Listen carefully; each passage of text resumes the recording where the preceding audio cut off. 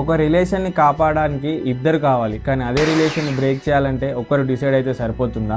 ఇది చాలా మందికి ఉండే బిగ్గెస్ట్ డౌట్. ఇండియన్ లా ప్రకారం డివోర్స్ మెయిన్‌లీ 2 టైప్స్ ఉంటాయి. Mutual divorce and contested divorce. ముందుగా మనం మ్యూచువల్ డివోర్స్ అంటే ఏంటో తెలుసుకుందాం.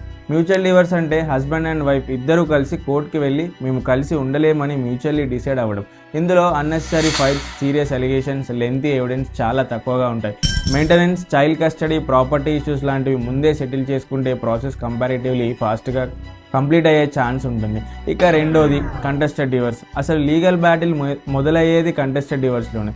ఒకరు డివోర్స్ కావాలంటారు, కానీ ఇంకొకరు మాత్రం నాకు డివోర్స్ వద్దు అని అపోజ్ చేశారు. అప్పుడు కేసు పూర్తిగా కోర్ట్ బ్యాటిల్గా మారిపోతుంది. ఇక్కడ ఎమోషన్స్ కంటే ఎవిడెన్స్ ఎక్కువ మాట్లాడుతుంది. Cruelty, harassment, FIR, domestic violence వంటి అలిగేషన్స్ కోర్టు ముందు ప్రూవ్ చేయాలి. Chats, call recordings, photos, videos, witness ఇవన్నీ కేసు డైరెక్షన్ని మార్చే ఎవిడెన్స్ అవుతాయి. చాలాసార్లు ఒక నో వల్ల డివోర్స్ కేసు ఇయర్స్ పాటు కొనసాగుతుంది. కోర్టుకి రిలేషన్షిప్ ఎమోషన్స్ కాదు, నిజంగా లా ప్రకారం గ్రౌండ్స్ ఉన్నాయా లేదో అన్నదే ఇంపార్టెంట్. మ్యారేజ్ ఫీలింగ్స్ మీద నిలబడుతుంది, కానీ డివోర్స్ మాత్రం ఫ్యాక్ట్స్, ప్రూఫ్స్ మీద డిసైడ్ అవుతుంది.